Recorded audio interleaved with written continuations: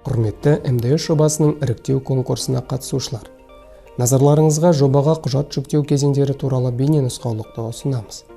Жеке кабинетіңіздің жобаға тіркелу бөлімінде сіздің таңдауыңыз көрсетіледі және әр қаланың тұсында қай кезеңде екендігіңізді көрсететін таймлайн болады. Сіз тамыз айының 20-сына дейін өзіңіздің таңдауыңызды өзгерте аласыз.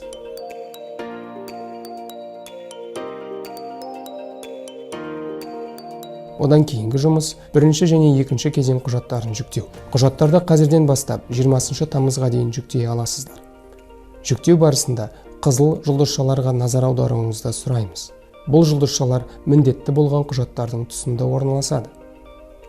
Және де олардың форматына мән беріңіз. Сұралған құжаттар дұрыс жүктелмейінше, сіз сақтау батырмасын баса алмайсыз. Құжаттарыңызда аттестат, ОБТ сертификаты сияқты құжаттар сізге қолжетімді болған кезде жүктеуге кеңес береміз. Екінші кезең құжаттары. Ең бірінші, оқуға түскен қалаңызды көрсетіп, жоғары оқу орнына түскеніңіз туралы қағазды жүктейсіз.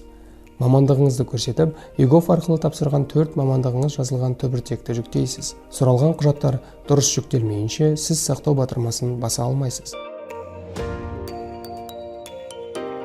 Үшінші кезең. Сұхбаттасу кезең.